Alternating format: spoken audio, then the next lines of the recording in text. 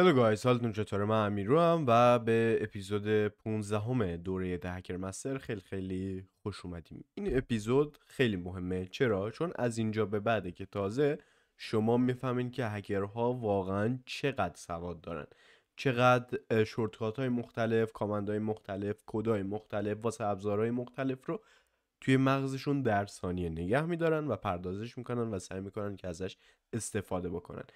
از اینجا میفهمین که چقدر شما باید تمرین بکنین که بشین یک هکر خوب و همه این اطلاعات و دیتا هایی که نیاز دارید رو توی مغزتون نگه دارین. توی این اپیزود قراره بریم و تیماکس رو یاد بگیریم. تیماکس چیه؟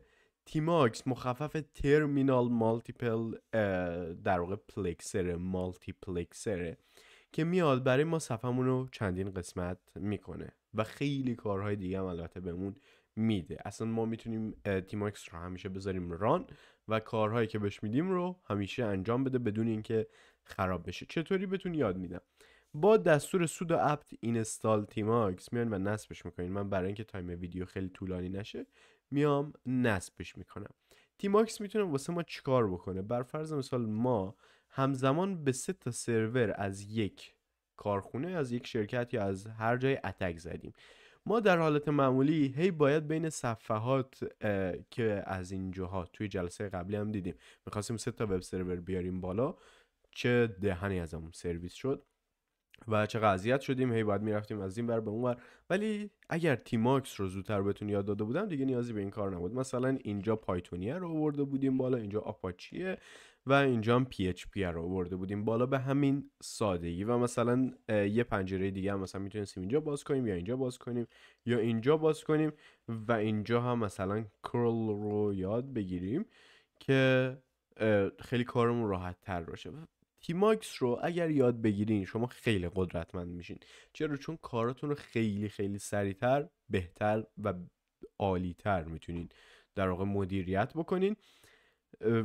و خلاصه ازش تعریف نکنیم دیگه، بریم و یاد بگیریم که چیه. اومدیم نصبش کردیم، من کلیر رو میزنم. با زدن دستور تیماکس ما میتونیم وارد تیماکس بشیم. حالا بعد اینکه وارد تیماکس شدیم، همونطور که از اینجا میبینین آقا ما توی صفحه صفر و یک ZSH هستیم، کالیم تایم رو بهمون داده و از اینجور چیزا. حالا من میخوام بیام و از تیماکس استفاده بکنم و شورتکات هاشو با هم دیگه یاد بگیرم. من اینجا شورتکات ها رو مینویسم که اینها رو حتما باید خیلی خوب تمرین کنین و خیلی خوب باید توی ذهنتون داشته باشین. اولین شورتکاتی که داریم، شما باید کنترل بی رو بزنین و بعدش درصد. صفحه رو بر اون به 2 نصف تقسیم کرد و همزمان میتونیم کارهای مختلفی رو توش انجام بدیم. پس اولین دستورمون چیه؟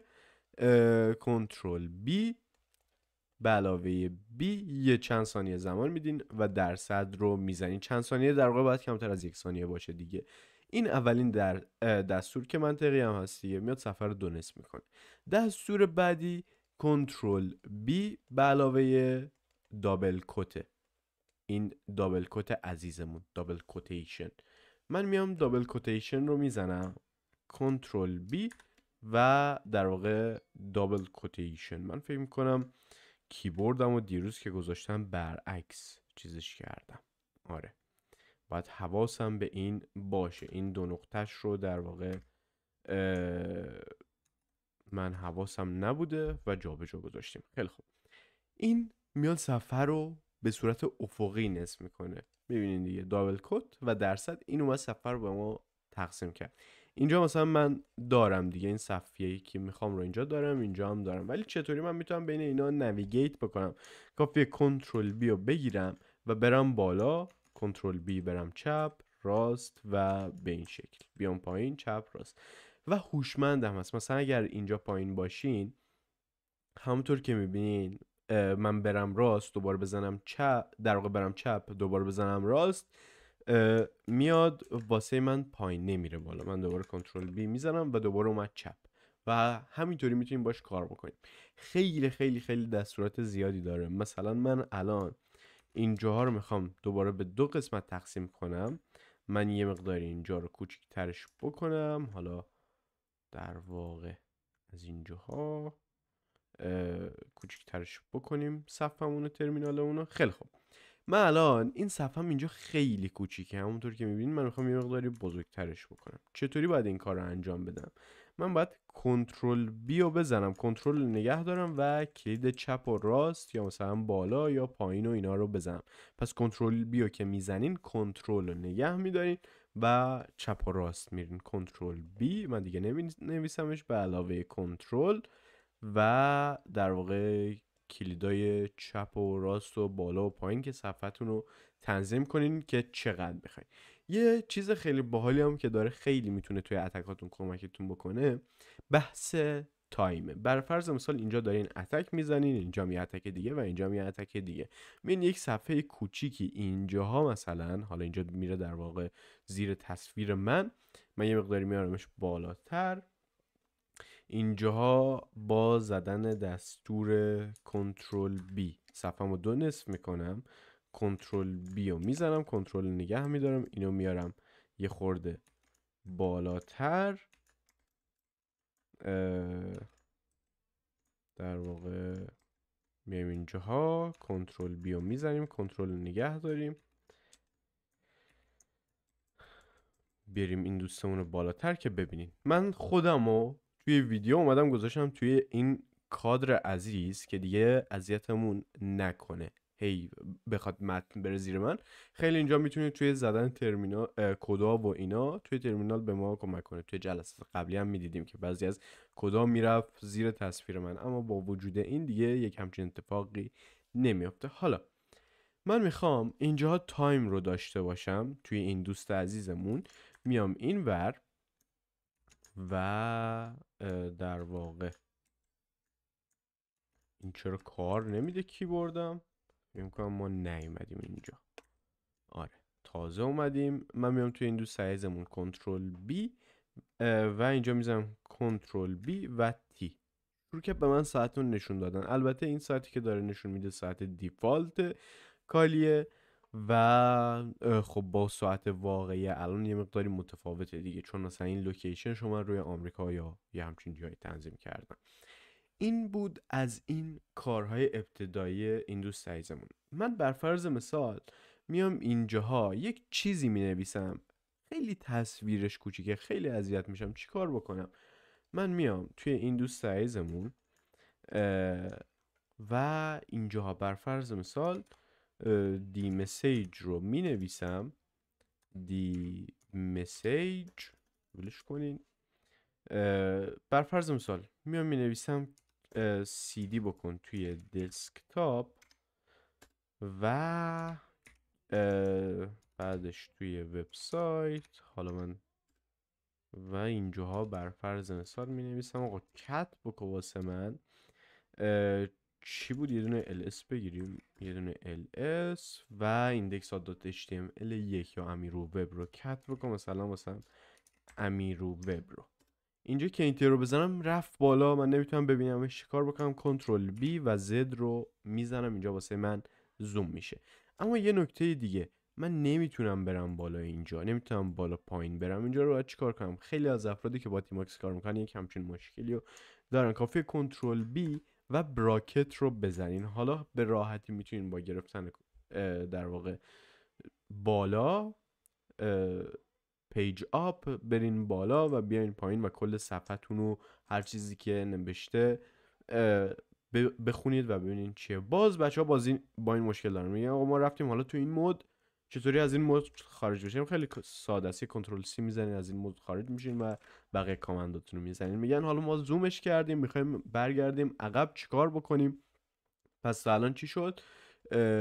کنترل در واقع به علاوه B و بعد Z، بعد از Z براکت، این دوست عزیزمون این براکت روی کیبوردتون و این برای وارد شدن به زومه. میخوایم از زوم خارج بشیم چیکار بکنیم؟ میخوایم از این خارج بشیم کنترل C به علاوه C و از این میخوایم خارج بشین از حالت زوم، باز همون کنترل B و Z رو میزنیم. کنترل B و Z رو زدم، دوباره از این مود خارج شدم. حالا اینجا یاد گرفتین با تیماکس چطوری کار بکنین، زوم بکنین، زوم اوت بکنین و از این جور چیزا. اما اینجا خیلی شلوغ شده دیگه، اینجا خیلی بیش از اندازه توش پنجره‌های جدیدی درست کردیم. چی کار بکنیم؟ میخوایم یک جای دیگه اضافه بکنیم. من از اینجا بیام اضافه بکنم؟ نه، از اینجا اضافه نکنید، بلکه بیاین چی کار بکنین؟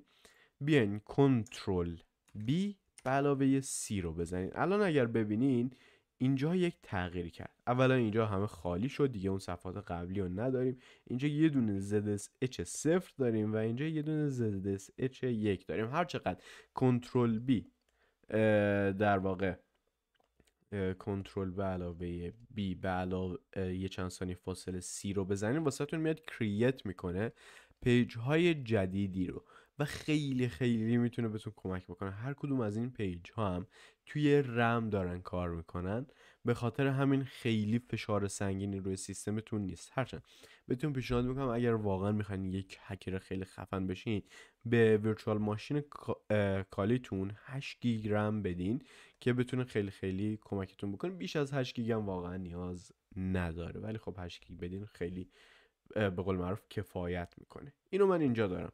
حالا آقای امیران من اینجا کلی کار توی ZSH سپرام کلی کار کردم، چی کار بکنم من برم اونجا؟ خیلی ساده است. کنترل بی و بعدش در واقع کنترل بی و صفر رو میزنین، برمیگردین توی صفحه صفرتون. کنترل بی و یک رو کنترل بی و یک رو بزنین، برمیگردین توی صفحه یکتون. دوباره کنترل بی و صفر، برمیگردین توی صفحه صفرمون و اینجا همونطور که میبینین ساعت هنوز داره به کارش ادامه میده و متوقف نشده. حالا بعد اینکه یاد گرفتین اینا رو باشون کار بکنین، من میخوام از تیماکس در بیام. چی کار بکنم که از تیماکس همزمان هم در بیام، هم این شروع بکنه به انجام کارش؟ من هزار تا کار دیگه دارم، نمیتونم که همش توی تیماکس باشم. باید چی کار بکنین؟ باید از دستور کنترل بی و در واقع کنترل بی و دی استفاده کنین.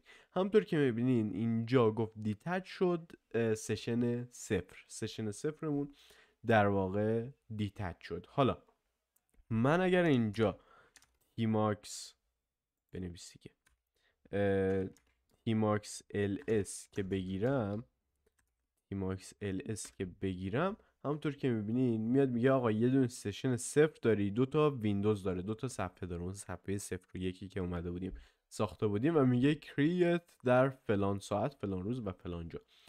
ما اینو اومدیم ساختیم. حالا من میخوام دوباره بهش اتچ بکنم، بهش وصل بشم. میام چیکار میکنم؟ میام مینویسم آقا جان در واقع تیماکس و یه دونه سویچ میذارم، یه دونه ات مینویسم مخفف اتچ و مینویسم دش در واقع چیه صفر. به صفر میخوام وصل شم. الان به صفر وصل شدم. الان دوباره اگر کنترل بی و یک رو بزنم میام توی صفحه یک هم، کنترل بی و صفر رو هم بزنم میام توی صفحه صفرم. همونطور که دیدین این همزمان با اینکه ما ازش خارج شده بودیم ولی باز داره به کارش ادامه میده. مثلا شما میتونید توی تیماکس یه چیزی رو بذارین آپدیت، مثلا بزنین سودو apt update upgrade full update upgrade که یک کامند خیلی طولانیه که همه چیزی هم میاد آپدیت و آپگرید میکنه و ولش کنین دیگه، به کارش ادامه میده، ازش هم خارج میشین، دیتچش هم میکنین. حالا این بود از کارای این دوست عزیزمون تیماکس. اما فقط به اینا ختم نمیشه. بر فرض مثال من همه جا میخوام همزمان هم توی این پنجره، هم توی این، هم توی این، هم توی این یه آپدیتی بدم. بر فرض مثال 10 تا سرور داریم که همزمان میخوام توشون یک دستوری بنویسم. مثلا اینجا یک سروری داریم، اینجا هم یک سروری داریم، اینجا هم یک سروری داریم. میخوایم بینا یک دیداسی رو منتقل کنیم بین این و این و این. اینو همزمان شروع کنن همدیگه رو پینگ کردن و اینقدر پینگاشون قوی باشه که زیر باری که خودشون به خودشون دارن وارد میکنن له بشن. میام چیکار میکنم؟ میام تیماکس رو باز میکنم، به ستایشون دسترسی دارم. در حالت معمولی یک فرد معمولی میاد چیکار میکنه؟ میاد خب اول به این دستور میده، اینو میبنده، میاد به این دستور میده، اینو میبنده، میاد به این دستور میده. اما کسی که تیماکس داره این کار رو نمیکنه. به جاش میاد چیکار میکنه؟ میاد کنترل بی کنترل بی به علاوه 2 نقطه رو میزنه و همزمان به ستاشون کامند میده. چطوری؟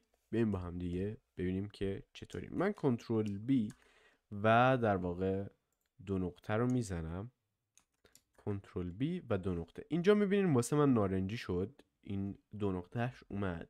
میام میزنم در واقع ست وی، یه دونه فاصله میدم، میام مینویسم، چرا ننوشت، سینچر بکو، سینچر پنس بکو، تب رو که بزنم خودش میاد واسم چیز میکنه. من مینویسم آنش بکو واسم. الان اومد آنش کرد. من هر چیزی که بنویسم میبینین توی همه ترمینالام مینویسم. مثلا من اگر همه جا بنویسم سودو اپت آپدیت، حالا یه خورده کیبورد هم داره بازی در میاره، سودو اپت آپدیت همه جا میاد و سودو اپت آپدیت رو میزنه. این بود از این دوست عزیزمون تا اینجاها.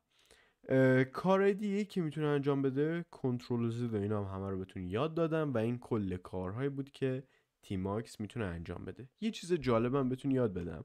من اینجا یه چیزی دارم مینویسم. خب من اینجا یه چیز دارم مینویسم، همه جا داره نوشته میشه. من دوباره باید کنترل بی و 2 نقطه رو که بزنم دوباره همون دوست عزیزمون میزنم ست وی، اینجا واسم بیارتش با ست وی و سینک پنس بکن آف. خب آفش بکنیم که دیگه فقط مثلا اینجا یه چیزی می نویسیم نوشته بشه و نیازی نباشه بره به همه جاها. یه چیز جالبم راجع به تیماکس که بهتون یاد بدم، من اینجا یه دونه ترمینال دارم که این دوست عزیزمونه، میام میذارمش این گوشه و اینجاها داریمش. ما 2 تا هکریم که میخوایم همزمان با هم دیگه حرف بزنیم، روی یک پروژه کار بکنیم و نمیخوایم که اذیت بشیم و اینا، یا باید توی یک محیطی مدام آنلاین باشیم و اینا، هی بگیم آقا تو بیا به من واسه شو، تو بیا به من واسه شو، اینو هی بفرستیم واسه اون، یا از تیماکس استفاده کنیم. چطوری؟ مثلا طرف میاد SSH میکنه به کامپیوتر من و با هم دیگه شروع میکنیم کار میکنیم. یا اگر به هکر اعتماد ندارین که نبایدم اعتماد داشته باشین، حتی اگر رفیقتون باشه، بیاین چیکار کنین؟ بیاین یک سرور بذارین، دوتایتون SSH بشین به این و روی این یه دونه تیماکس بیارین بالا و از این استفاده بکنین. حالا من میام یه ترمینال دیگه اینجا باز میکنم و میگم که آقا یه دونه نیو ویندو به من بده. خب میام اینجاها این کارش میکنم، یه خورده بزرگش بکنیم. بچه ببینید اینا اصلا 2 تا ترمینال جدان ها، تیماکس نیست، 2 تا ترمینال کاملا جدان که من میخوام به تیماکس این یکی وصل شم. چیکار میکنم؟ اول میام با دستور در واقع تیماکس ls ببینم چیا رو داریم، اینو داریم، حالا میام بهش وصل بشم. میگم تیماکس در واقع اتچ بکو دشتیه 0. دیدین چی شد؟ همزمان بهش وصل شدم. اینجا یه تیماکس داریم و اینجا هم یک تیماکس دیگه داریم. حالا من اگر اینو کوچیک ترش بکنم که بشه همسایز اون، اینا دقیقا دوتاشون یکیه. و من اگر بر فرض مثال توی این تیماکس عزیز بنویسم یک چیزیو، حالا من یه مقداری کوچیک ترش بکنم، این دوست عزیزمونم در واقع کوچیک ترش بکنم. خب میبینید من هر چیزی که اینجا بنویسم اونجا هم نوشته میشه. یا بر فرض مثال من اینجاها میام یه دونه کنترل بی و زد رو میزنم که زوم بکنم و اونجا هم دقیقا زوم شد و هر چیزی که من ایور بنویسم ایورم نوشته میشه. ممکنه این مثلا توی یک کامپیوتر توی اوکلاهاما باشه، این توی یک کامپیوتر توی بر فرض مثال چه میدونم تهران باشه.